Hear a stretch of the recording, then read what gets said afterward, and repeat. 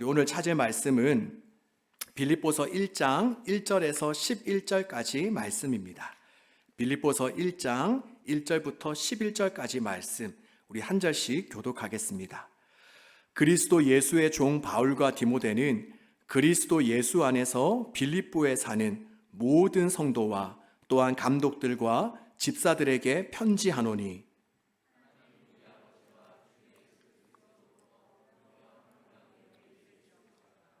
내가 너희를 생각할 때마다 나의 하나님께 감사하며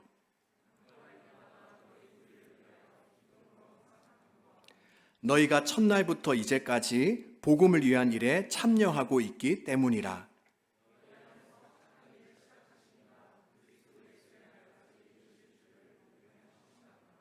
내가 너희 무리를 위하여 이와 같이 생각하는 것이 마땅하니 이는 너희가 내 마음에 있음이며 나의 매인과 복음을 변명함과 확정함에 너희가 다 나와 함께 은혜에 참여한 자가 됨이라.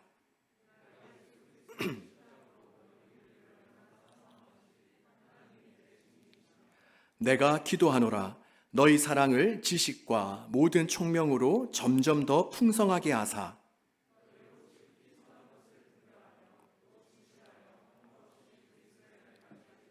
함께 읽습니다. 예수 그리스도로 말미암아 의의 열매가 가득하여 하나님의 영광과 찬송이 되기를 원하노라. 아멘. 유시와 시인의 산문집인 새는 날아가면서 뒤돌아보지 않는다에 보면 이런 예화가 나옵니다. 어느 날 스승이 제자들에게 묻습니다. 사람들은 화가 나면 왜 큰 소리를 지르는 줄 아느냐? 그러자 제자들은 각기 다른 이유들을 내놓았으나 어느 대답도 스승을 만족시키지 못했습니다. 그러자 마침내 스승이 설명합니다. 사람들이 화가 났을 때 소리를 지르는 이유는 화가 나면 사람들의 가슴이 멀어졌다고 느끼기 때문이란다. 그래서 그 거리만큼 소리를 지르는 거지. 바로 소리를 질러야만 멀어진 상대방에게 자기 말이 가 닿는다라고 생각하기 때문이야. 그리고 이어서 스승이 말했습니다. 그렇다면 두 사람이 서로 사랑에 빠지면 어떤 일이 일어나는 줄 아느냐? 바로 사랑하면 부드럽게 속삭인다네. 두 가슴의 거리가 매우 가깝다고 느끼기 때문이지. 그래서 서로에게 큰 소리로 외칠 필요가 없는 거라네. 어떻습니까? 맞는 것 같습니까? 네. 우리가 서로 사랑하면 서로 조용히 속삭이게 되고 또 그 사랑이 더 깊어지면 두 사람 간의 거리가 사라져서 아무런 말이 필요 없는 순간이 찾아오게 됩니다. 그때는 서로를 바라보는 것만으로 충분합니다. 바로 말 없어도 서로를 이해하게 되는 거죠. 바로 이것이 사랑할 때 나타나는 현상 중에 하나입니다. 그런데 오늘 우리가 함께 살펴볼 빌립보서를 보면 이러한 현상 말고 우리가 서로 사랑할 때 나타나는 일들이 더 다양하게 소개되어져 있습니다. 요즘 우리는 생명의 삶 큐티 본문으로 빌립보서 말씀을 함께 묵상하고 있는데요. 빌립보서 말씀을 읽어보니 어떻습니까? 마치 이 빌립보서는 바울이 빌립보 교회 성도들을 향해 쓴 바울의 연애 편지 같지 않습니까? 바로 바울의 기타 다른 서신들과는 달리 그 어조와 분위기가 완전히 다릅니다. 우리가 내용을 보아도 바울은 빌립보 교회 성도들을 향해 과감하게 자신의 마음을 표현합니다. 우리가 본문 7절에 보면 바울은 빌립보 교회를 향해 이렇게 이야기합니다. 너희가 늘 내 마음에 있다. 너희가 늘 내 마음에 있다. 바로 이 안에 너 있다. 내 마음은 온통 당신으로 가득하다고 이야기합니다. 그리고 또한 이번에는 8절 말씀을 다 같이 한번 읽어보도록 하겠습니다. 내가 예수 그리스도의 심장으로 너희 무리를 얼마나 사모하는지 하나님이 내 증인이시니라. 아멘. 이렇게 바울은 지금 자신이 빌립보 교회 성도들을 얼마나 사랑하는지, 지금 자신의 마음에는 그 빌립보 교회 성도들을 향한 사랑이 얼마나 큰지를 밝히고 있는 것입니다. 그리고 이러한 사랑은 바울뿐만 아니라 빌립보 성도들도 마찬가지였습니다. 그들은 바울이 어떠한 형편과 상황에 처했든지 간에 끝까지 그를 믿어주고 지지해 주었습니다. 그래서 우리가 빌립보서를 읽어보면 이 바울과 그리고 빌립보 교회 성도들 간의 관계가 얼마나 친밀하고 끈끈한지, 또 서로를 향해서 얼마나 큰 사랑과 애정을 가지고 있었는지가 보입니다. 또 이렇게 그들이 서로 사랑하다 보니까 그럼으로써 나타나는 특징들이 보이게 됩니다. 바로 서로 사랑할 때 일어나는 현상들이 바울과 그리고 그 빌립보 교회 성도들 간에 발생하게 된 것이죠. 그러면서 저는 이러한 부분들을 묵상하면서 우리 예전사 청년부 공동체 안에도 바로 이러한 일들이 더욱더 활발하게 일어났으면 좋겠다. 또 우리 청년부뿐만이 아니라 이 자리에 함께한 우리 모든 청년들이 속한 모든 공동체에서 가정이며 학교며 직장이며 바로 이러한 모든 공동체 안에서 이러한 사랑의 특징이 나타났으면 좋겠다라는 생각을 하게 되었습니다. 자, 그러면 지금부터 오늘 본문을 통해서 우리가 서로 사랑할 때에 어떠한 일들이 일어나게 되는지, 우리가 사랑할 때에 어떠한 열매와 결과가 맺혀지게 되는지를 함께 살펴보도록 하겠습니다. 자, 먼저 첫 번째로 우리가 서로 사랑할 때 일어나는 일은 무엇이냐? 바로 더 이상 자신을 증명하거나 변호하지 않습니다. 그저 사랑할 때에 있는 그대로의 자신의 모습을 드러내게 됩니다. 우리가 오늘 본문에 보면 바울은 어떻습니까? 그는 자신을 변호하지 않습니다. 내가 어떤 사람이다 라고 자신을 증명하지 않습니다. 그런데 바울의 다른 기타 서신들을 보면 어떻습니까? 바울은 항상 자신이 나는 예수 그리스도의 사도이다 라는 것을 강조합니다. 고린도 전후서, 골로새서, 에베소서, 갈라디아서, 디모데 전후서, 우리가 이러한 기타 바울의 서신들을 보면 대부분의 편지에 그러한 말이 나타나 있습니다. 그런데 빌립보서에는 그러한 내용이 없습니다.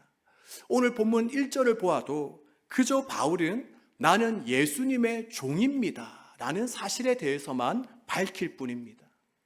그렇다면 왜 이러한 차이가 나타날까요? 왜 바울은 빌립보서를 제외한 다른 기타 서신에서 바로 자신이 누구인지에 대해서, 즉 자신의 정체성을 적극적으로 드러내야만 했을까요? 그것은 바로 빌립보 교회를 제외한 다른 교회들에서는 바울의 사도권을 의심하는 일이 일어났기 때문입니다. 야, 너가 진정한 예수님의 제자도 아니면서 우리에게 이래라 저래라 할 그런 권한이 너에게 있느냐? 이렇게 다른 교회들은 바울의 사도권을 의심하며 공격했습니다. 그러다 보니 바울은 편지를 쓸 때마다 가장 먼저 자신이 예수 그리스도의 사도인 것을 변호하고 증명하고 나타내야만 했습니다. 그래야 자신이 전하는 말, 바로 복음의 권위가 실렸기 때문입니다. 그래서 기타 다른 서신들을 보면 첫 인사말에 항상 빠짐없이 나오는 말이 바로 예수 그리스도의 사도가 된 바울은 이라고 하는, 바로 가장 먼저 자신이 누구인지를 밝히는 그러한 대목이 나오는 겁니다. 그런데 빌립보서는 그렇지 않다고 했죠. 그저 바울은 아주 간소하고 소박하게 자신을 소개하고 있습니다. 바로 그럴 수 있는 이유는 무엇이냐? 바로 서로 안에, 바로 바울과 빌립보 교회 성도들 간에 사랑과 신뢰가 있었기 때문입니다. 우리도 어떻습니까? 저는 요즘 사회를 보며 종종 느끼는 것인데, 요즘 우리가 살고 있는 이 시대가 서로를 존중하고 인정하며 또 서로에 대해 사랑하고 신뢰하는 분위기가 아니다 보니까 자꾸만 우리 안에 어떤 생각이 들고 어떤 행동들이 나오게 되죠? 바로 다들 내가 누구인지, 내가 어떤 존재인지, 또 내가 얼마나 가치 있고 필요한 존재인지를 보여주고 증명하기 너무나 바쁩니다. 이것은 가정 안에서도 마찬가지입니다. 어린아이들이 부모님으로부터 확실한 사랑과 신뢰를 받지 못할 때에 자꾸만 자신을 증명하려고 합니다. 또 자신의 행위로 칭찬받으려고 합니다. 엄마, 나 이거 잘했는데 칭찬 한번 해줘. 엄마, 나 이거 잘했는데 나 한 번만 봐줘. 그런데 여러분, 이것이 가정만 그렇겠습니까? 우리가 커서 학교를 다니고 또 취업을 하여 직장을 다닐 때도 마찬가지입니다. 바로 사람들로부터 격려와 존중, 그리고 사랑을 받지 못하면 우리는 있는 그대로의 모습을 다른 이들에게 보여주기보다는 뭔가 더 애쓰고 노력하는 모습, 나에게 있는 것보다 훨씬 더 오버하는 그런 자신을 나타내려고 합니다. 그러니 그런 삶이 가면 갈수록 점점 더 힘들고 피곤하게 여겨지는 겁니다. 그런데 이것은 교회에서도 마찬가지입니다. 바로 우리 안에 서로에 대한 사랑과 신뢰로 충만하다면 우리는 있는 그대로의 모습, 우리의 날 것을 사람들에게 보여주겠죠. 내가 지난 한 주 동안 살면서 얼마나 힘들었고 또 내가 어떠한 죄로 넘어지게 되었는지, 우리는 이러한 것들을 구역 모임이나 다른 기타 소그룹에서 서로 나누면서 함께 기도해 주게 될 것입니다. 바로 이것이 진정한 교회의 모습이죠. 그런데 많은 경우는 어떻습니까? 우리가 서로 사랑과 신뢰가 바탕이 되어 있지 않다 보니 자꾸만 우리 가운데 어떤 일이 발생하게 되죠?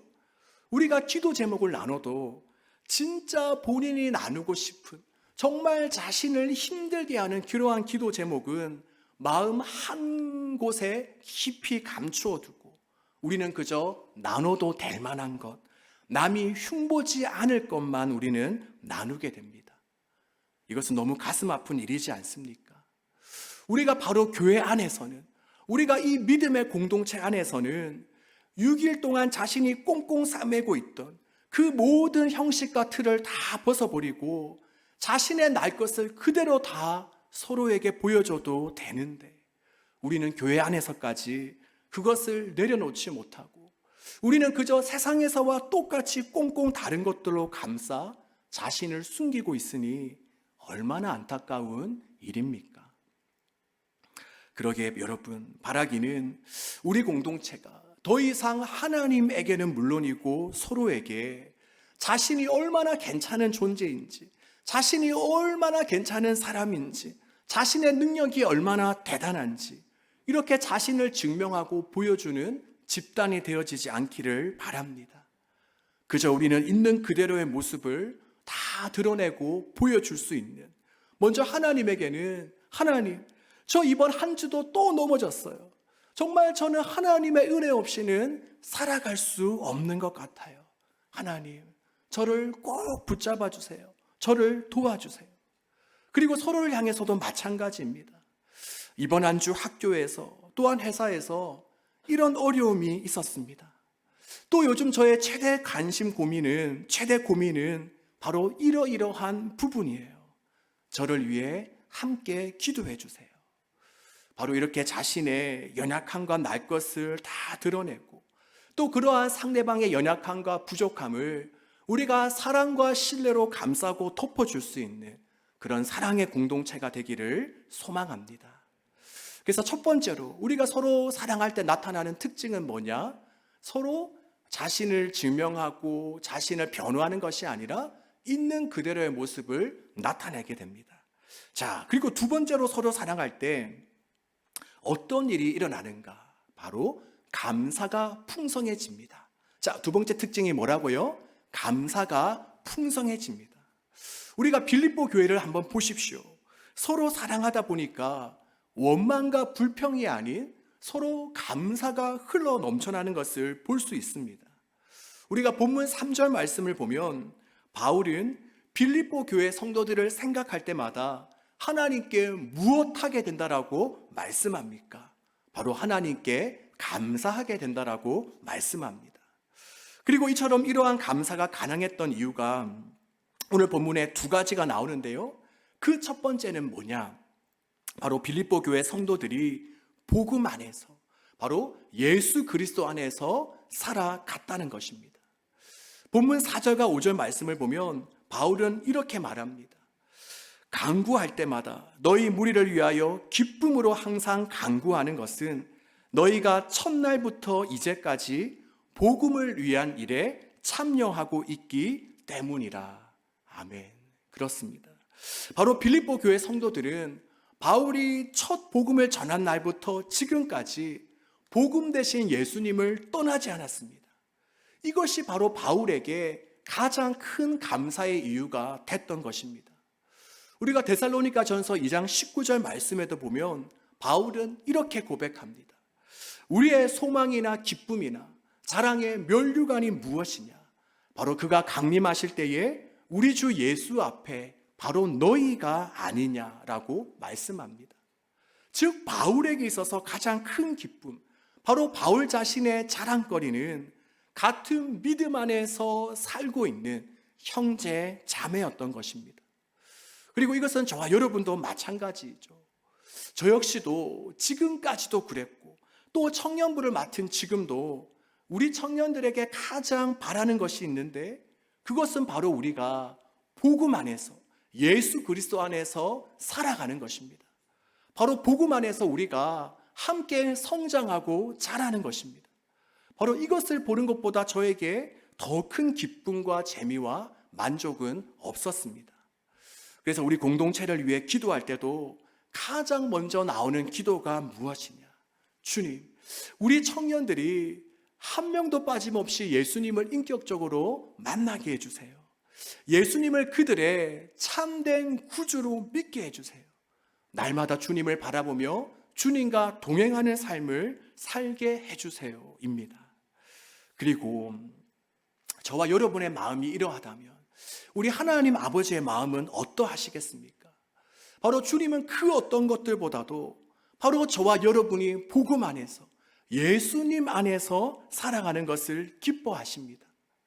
누구야? 너가 이 고난과 어려움 그리고 이 수많은 유혹 속에서 나를 향한 믿음을 잃어버리지 않았구나. 너가 끝까지 나의 믿음을 지켜주었구나. 고맙다라고 말씀하시면서 말이죠.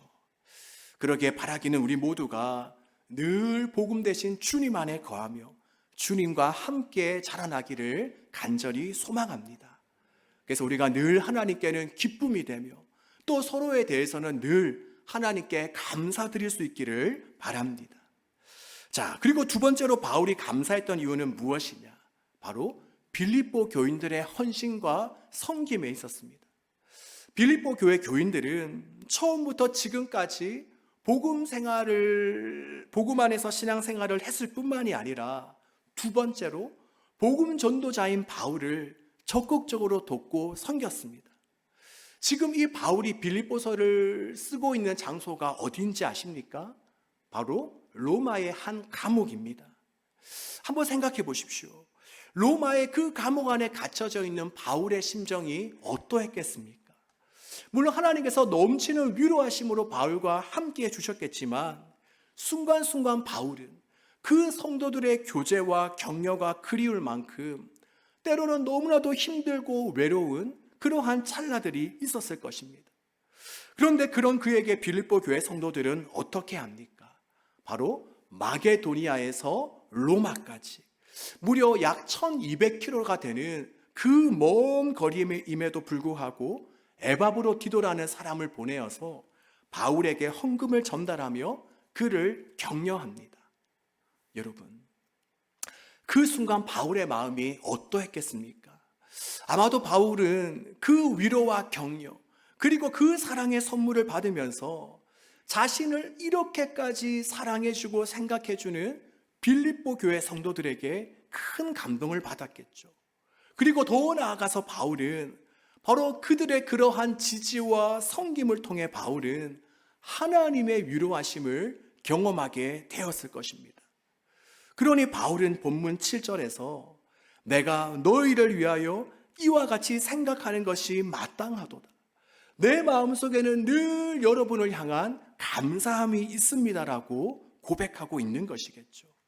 여러분, 바라기는 우리 공동체 안에도 그리고 또한 여러분을 통해서 만나는 모든 사람들도 여러분을 통해, 바로 우리를 통해서 하나님의 이러한 위로와 격려를 경험할 수 있기를 바랍니다. 우리 입장에서는 그저 상대방을 향해서 약간의 시간과 물질을 사용한 것이지만 또 그것이 누군가에게는 하나님의 큰 위로와 격려와 도움으로 다가올 수 있습니다. 그러기에 이 시간 우리가 한번 우리 주변 인물들을 한번 둘러보고 생각해 보기를 바랍니다. 우리가 가정에서나 학교에서나 회사에서 나의 도움이 필요한 사람이 혹시 없는지, 그리고 내가 또한 그들을 어떻게 도울 수 있는지, 우리가 간단하게는 반갑게 인사 한마디만 건네주어도, 또 따뜻한 커피 한 잔과 대화 몇 마디만 나누어줘도 누군가는 그것을 하나님의 큰 호의로 받아들이게 될 수 있습니다. 그러기에 우리가 이번 한 주 누군가에게 이렇게 다가감으로 하나님의 사랑을 전하는 메신저로, 또 축복의 통로로 우리가 살아가시기를 간절히 소망합니다. 자, 그리고 이제 마지막 세 번째로 빌립보 교회에 나타난 사랑의 열매는 무엇이냐? 바로 서로를 향한 축복과 기도입니다. 자, 서로를 향한 뭐라고요? 축복과 기도입니다. 그렇습니다. 우리가 서로 사랑하면 늘 서로를 위해서, 상대방을 위해 축복하며 기도하게 됩니다. 그냥 설교 시간에 억지로 시켜서 축복합니다라고 이야기하는 것이 아니라 정말 우리가 사랑하면 만나면 축복하고 헤어지면 그를 위해서 기도하게 되는 것입니다. 그래서 본문 2절에 보면 바울은 빌립보 성도들을 위해서 뭐라고 축복합니까? 우리 다 같이 한번 2절 말씀 한번 읽어볼까요? 하나님 우리 아버지와 주 예수 그리스도로부터 은혜와 평강이 너희에게 있을지어다. 아멘. 그렇습니다. 우리도 이렇게 만나면 늘 상대방을 향해 좋은 말을 건네며 서로를 축복해 줄 수 있기를 바랍니다. 그냥 예배 시간에만 잠깐 우리가 하는 것이 아니라 정말 자발적으로 우리가 서로를 축복할 수 있기를 바랍니다. 그리고 본문 9절 이하를 보면 또 바울은 빌립보 교회 성도를 향해 이렇게 기도합니다. 내용을 보면 두 가지입니다. 먼저 첫 번째는 뭐라고 기도하는가? 바로 바울은 풍성한 사랑을 위해 기도합니다. 바울은 그 무엇보다도 빌립보 교회 성도들 안에 더 사랑이 풍성해지기를 기도했던 것입니다. 그리고 더불어서 바울은 어떻게 그 사랑이 풍성해질 수 있는가에 대해서도 말씀하고 있는데 그것은 두 가지, 지식과 총명입니다. 즉 풍성한 사랑은 예수 그리스도로부터 받은 그 사랑을 내가 깊이 알고 또 상대방을 이해할 때 풍성한 사랑이 이루어지게 된다는 것입니다. 그래서 바울은 빌립보 교회 성도들을 향해서 하나님을 아는 지식과 상대방을 향한 총명함으로 너희 가운데 사랑이 더욱더 풍성해지기를 원한다라고 바울은 기도하였던 것입니다. 자, 그리고 그 다음으로 바울은 두 번째로 빌립보 교회를 위해 무엇을 기도했냐? 바로 그들이 의의 열매로 가득할 수 있도록 기도했습니다. 즉 먼저는 가득한 사랑을 위해 기도한 바울은 이제는 두 번째로 가득한 열매 맺는 삶을 위해 기도했던 것입니다. 그런데 바울은 이번에도 열매 맺는 삶에 있어서도 어떻게 하면 풍성한 열매를 맺을 수 있는지에 대해 이야기하고 있는데 그것은 바로 지극히 선한 것을 분별하는 것입니다. 즉 우리가 옳고 그름을 또 선한 것과 악한 것을 분별하는 지혜가 있을 때에 우리가 바르게 행동하여 선한 열매를 맺을 수 있다는 것입니다. 여러분, 저는 개인적으로 이 말씀을 묵상하면서 우리 2023년 우리 예전사 공동체 모두가 우리 자신을 위해 또 우리 공동체를 위해 기도할 때에 늘 이 두 가지 기도 제목을 가지고 기도했으면 좋겠다는 생각을 하게 되었습니다. 자, 두 가지가 뭐라고 했죠? 좀 당황스러우신가요? 두 가지가 뭐라고 했죠? 첫 번째는 가득한 사랑, 또 두 번째는 가득한 의의 열매를 맺는 삶. 그래서 우리가 맨날 기도할 때마다 하나님, 우리가 하나님의 사랑을 알고 또 우리가 상대방을 잘 이해하여서 우리 안에 사랑이 더욱더 충만하게 해주십시오. 또한 하나님, 우리로 하여금 선한 것을 잘 분별하게 하셔서 정말 하나님이 기뻐하시는 의의 길을 걸어갈 수 있게 하시고 우리에게 의의 열매가 가득 맺혀지게 하여 주시옵소서. 이처럼 우리가 바라기는 2023년 우리 기도 제목 리스트에 이 두 가지를 올려서 우리가 함께 기도함으로 우리 여러분의 개인의 삶과 또 우리 공동체 안에 이러한 두 가지 은혜가 일어나게 되어지기를 소망합니다. 자, 그럼 이제 오늘 함께 나눈 말씀을 한번 정리해 보고자 하는데요. 오늘 우리는 본문을 통해서 서로 사랑할 때 일어나는 일들에 대해 세 가지로 이야기 드렸습니다. 자, 첫 번째가 뭐라고 했죠? 우리가 서로 사랑할 때에 자신을 증명하거나 자신을 변호하지 않고 있는 그대로를 보여주게 됩니다. 그리고 두 번째는 우리가 서로 사랑할 때 감사가 더욱더 풍성해지고 세 번째는 서로를 위해 축복하며 기도하게 됩니다. 자, 그리고 끝으로 오늘 본문은 우리에게 아주 중요한 것을 이야기하고 있습니다. 그렇다면 이 세 가지 사랑의 증거가 어떻게 빌립보 교회 안에 일어나게 되었는가? 여러분 궁금하지 않습니까? 어떻게 이 세 가지 사랑의 증거가 빌립보 교회 안에 일어나게 되었을까? 궁금하지 않습니까? 네, 우리 좋은 말로 할 때 궁금하다고 이야기해 주시기를 바랍니다. 자, 궁금하시죠? 네, 감사합니다. 네, 그 비결은 1절 말씀 안에 있습니다. 자, 우리 한번 1절 말씀을 다 같이 한번 읽어보도록 하겠습니다. 그리스도 예수의 종 바울과 디모데는 그리스도 예수 안에서 빌립보에 사는 모든 성도와 또한 감독들과 집사들에게 편지하노니 아멘. 자, 빌립보 교회 안에 이 사랑의 세 가지 증거가 나타날 수 있었던 비결, 여러분 뭔지 아시겠습니까? 그것은 바로 예수 안에서입니다. 즉 빌립보 교회 성도들은 바울로부터 예수님에 대해서 전해 듣고 그 뒤로 늘 예수님 안에, 주님 안에 거하며 살았기 때문에 자연스럽게 이러한 사랑의 증거들이 개개인과 그리고 그 개개인이 모인 공동체에 나타날 수 있었습니다. 그러기에 여기 모인 우리 한 사람 한 사람도 우리 역시 예수 안에서, 주님 안에서 우리가 살아간다면 우리 한 사람 한 사람과 또 우리 한 사람 한 사람이 모인 우리 교회 공동체 안에 이런 사랑의 특징들이 나타날 수 있는 것입니다. 그렇다면 우리가 예수님 안에 거한다는 것은 무엇을 말할까요? 이것은 다양한 의미로 이야기될 수 있겠죠. 항상 주님을 바라본다, 항상 주님과 교제한다, 항상 주님의 영향권 안에 살아간다. 근데 어쩌면 그 수많은 의미 가운데 주님 안에 거한다라는 것의 의미, 그것의 가장 첫 시작, 첫 걸음은 바로 주님의 말씀 안에 거하는 것입니다. 즉 주님 안에 거한다는 것은 가장 먼저 주님의 말씀 안에 거한다는 것을 의미합니다.